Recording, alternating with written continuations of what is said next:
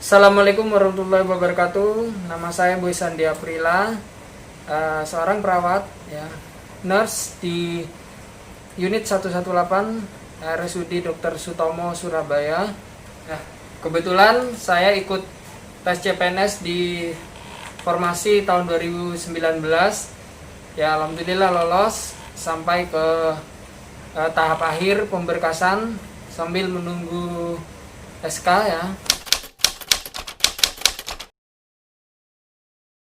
Ikut ujian CPNS itu di dua kali, ya. Jadi di tahun 2018 dan di tahun 2019.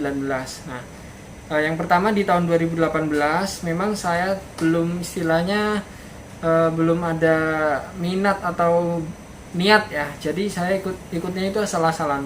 Sombong amat. Persiapan yang saya lakukan itu ya mungkin cuman baca buku-buku aja. Jadi saya beli buku satu yang tebel, ya, buku CPNS, ya, itu aja yang saya pelajari. Nah, dan yang tahun 2019 ini baru saya niat, ya, menyadari kalau memang menjadi seorang ASN kita bisa berkontribusi, memberikan kebijakan, ya, memberikan beberapa peran-peran saya itu terlihat lah istilahnya. Nah, akhirnya saya niat di tahun 2019 ini saya ikut, ya, mulai dari yang pertama saya menyusun strategi belajar, ya, membuat kelompok-kelompok belajar, ikut bimbel dan lain-lain. Untuk materi tersulit saya bagi dua aja. Yang pertama di tahun 2019, yang kedua di tahun yang lalu, ya, yang sebelumnya tahun 2018. Karena saya mengikuti 2 tahun ini. Jadi di tahun 2018 yang saya rasakan sulit itu adalah TKP.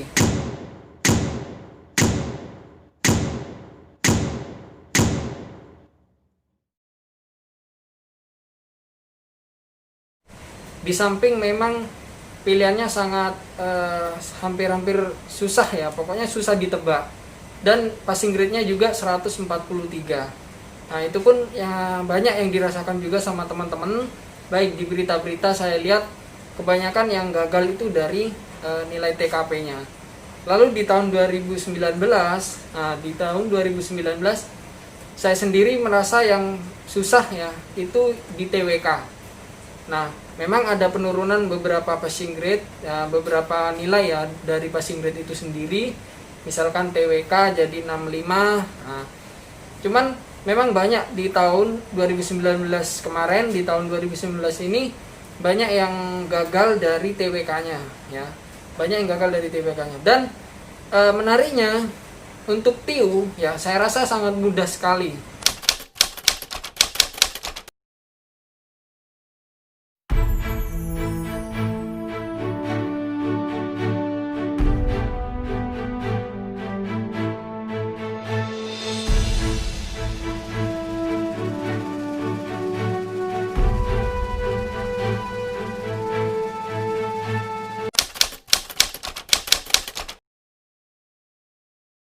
Untuk tips dan triks yang ingin saya bagikan untuk teman-teman, jadi silakan disimak di materi ini akan saya sajikan, ya.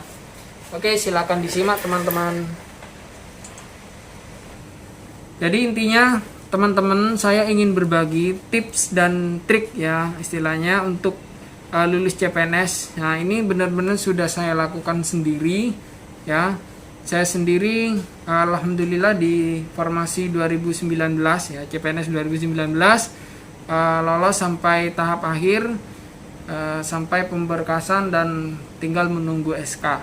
Nah, trik yang pertama, saya singkat saja menjadi jembatan keledai, ya, dia dikatakan 7M, ya. Jadi M yang pertama mempersiapkan diri dari jauh, ya, atau kita niat. Nah, yang kedua mengetahui tahapan seleksi. Yang ketiga memeriksa dan melengkapi dokumen persyaratan. Yang keempat mengetahui materi atau kisi-kisi. Yang kelima mengikuti bimbel atau kelompok belajar. Yang keenam mengatur jadwal belajar. Dan yang terakhir, ya, istilahnya saya berikan istilah mendekati Tuhan, orang tua dan atau suami istri yang udah nikah, ya. Oke, sekarang kita bahas yang pertama dulu. mempersiapkan diri dari jauh hari. Nah, jadi saya ini sajikan untuk CPNS yang 2019 untuk perbandingan saja ya.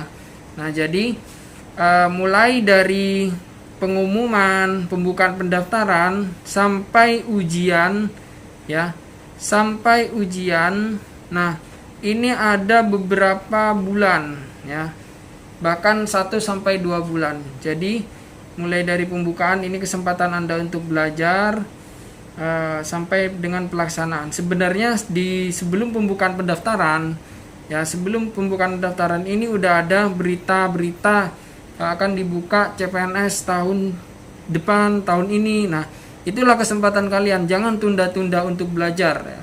Jadi Anda belajar 3 bulan, bisa jadi lawan Anda belajar udah 5 bulan.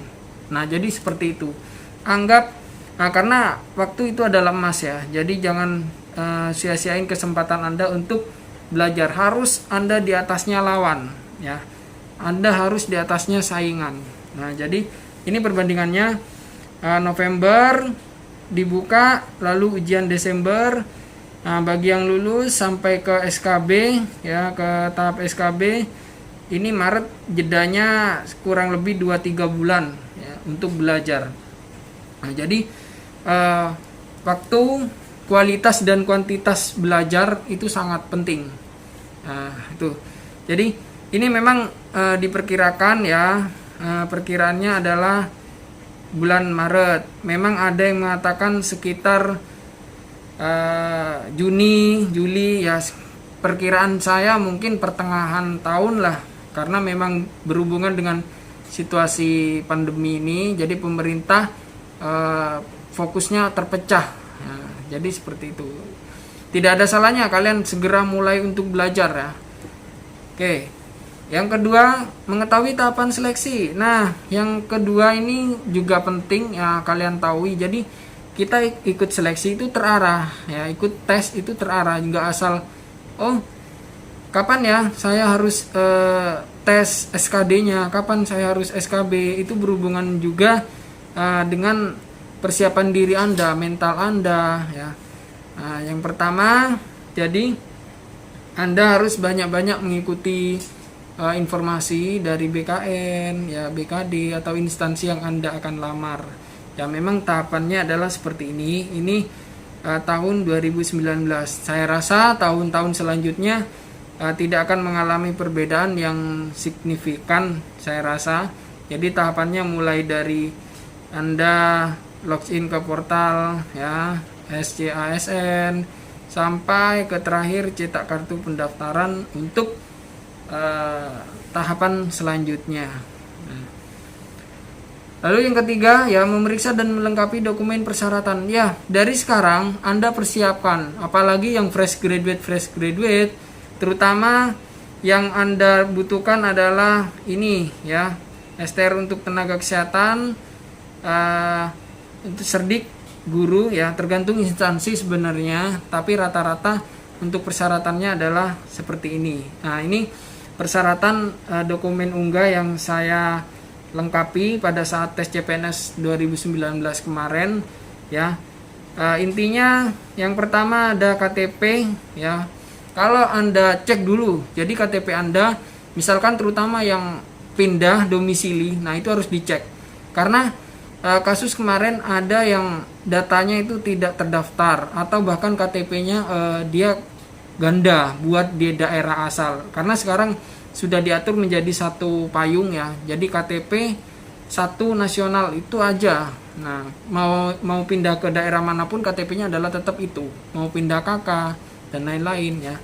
Jadi Anda harus dipastikan dulu KTP di Dukcapil ya. Yang kedua, surat lamaran ya, instansi tertentu formnya tersedia biasanya.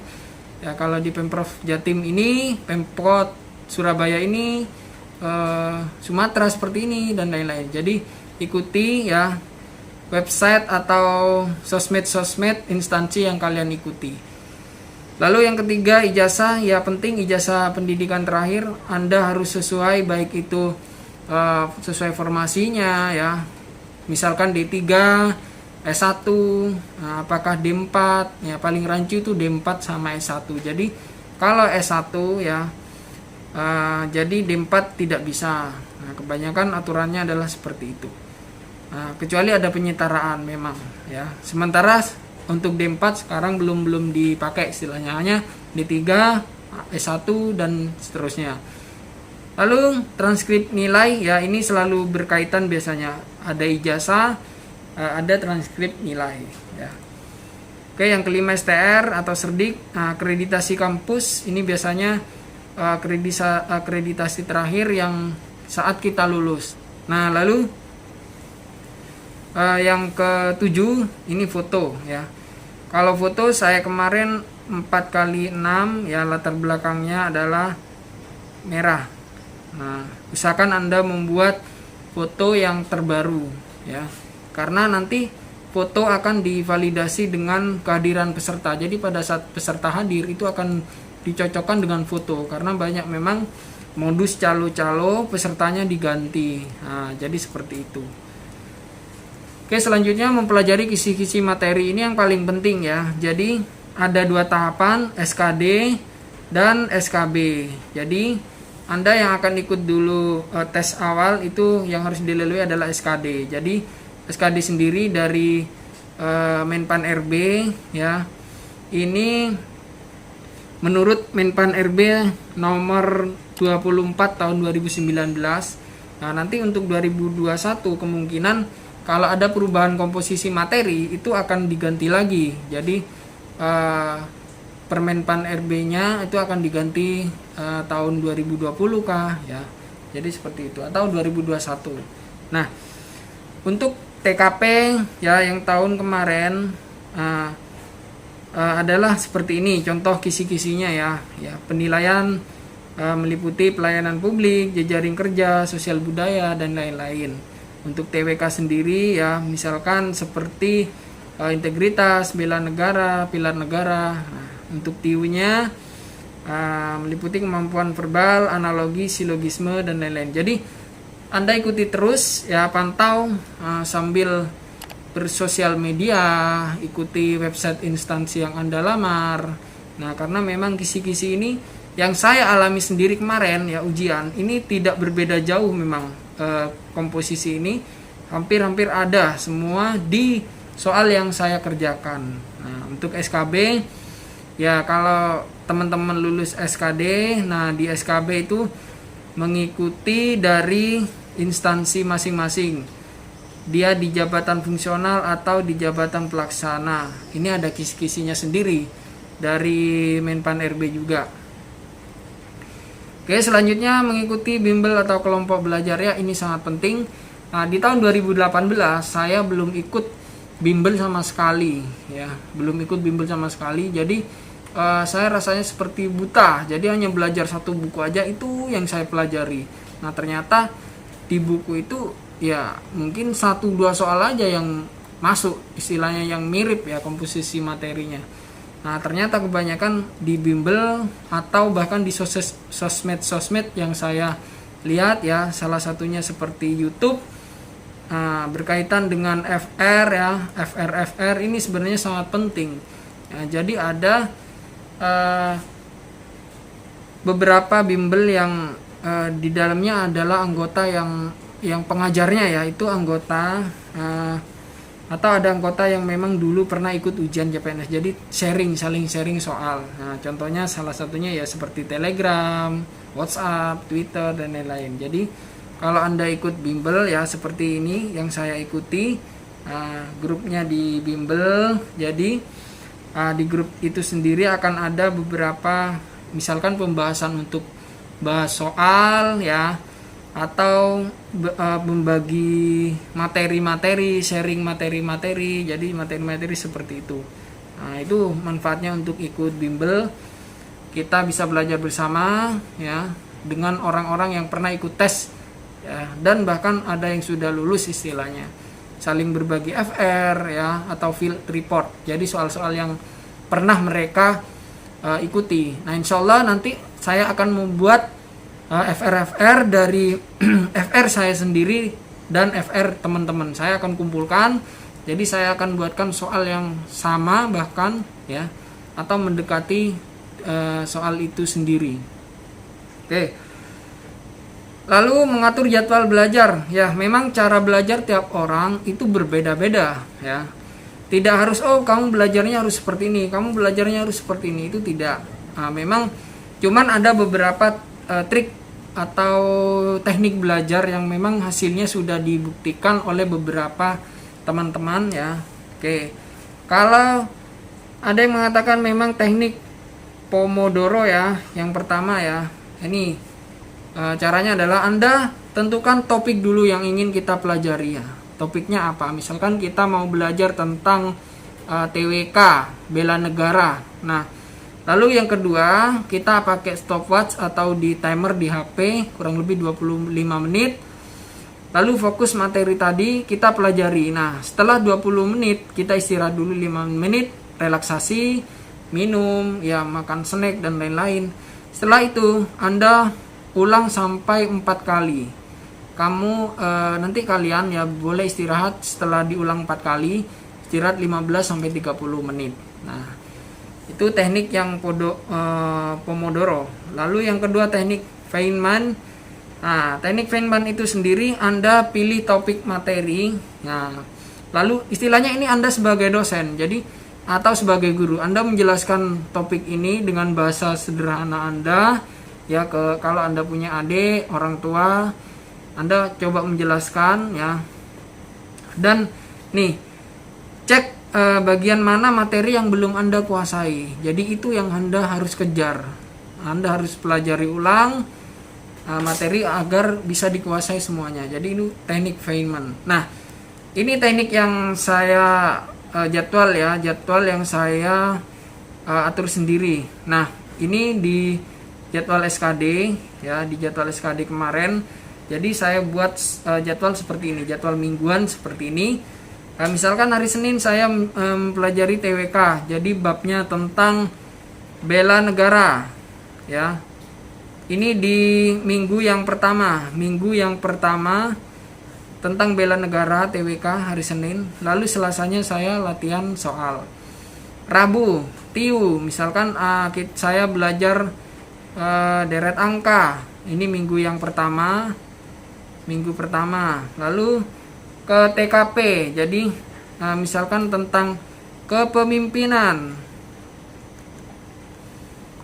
Ya, kepemimpinan ini minggu yang pertama, lalu setelah itu latihan soal. Nah, khusus dari minggu ini ya, Anda tryout, boleh tryout ikut dari bimbel atau tryout gratisan itu bisa ya, atau tryout yang berbayar, atau cari soal-soal yang kumpulan dari semua ya, mulai dari TKP, TIU, TWK. Itu untuk khusus hari Minggu. Nah, jadi seperti itu. Nah, ini untuk contoh yang jadwal SKB saya sudah rincikan ya. Memang dari Senin saya mempelajari contohnya Undang-Undang Kesehatan, Kebijakan Jaminan Kesehatan Nasional, Selasa sekian pelajari ini, Rabu ini. Nah, jadi terjadwal. Jadi tidak ada waktu yang terlewat atau materi-materi penting yang terlewat. Nah, buat jadwal seperti ini. Ini sudah saya buktikan ya. Efektif sekali hasilnya. Lalu yang terakhir ya, istilahnya saya buat kata-kata ya, mendekati Tuhan, orang tua, suami dan istri ya, ini sangat penting.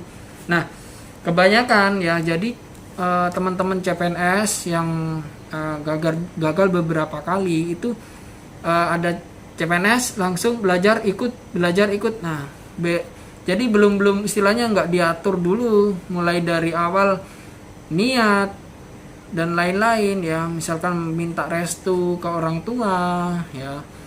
Nah, oke, kita bahas satu-satu ya. Dari doa ya, tentu kita berdoa ya, dimudahkan untuk yang pertama, dimudahkan untuk belajar ya, dimudahkan untuk belajar.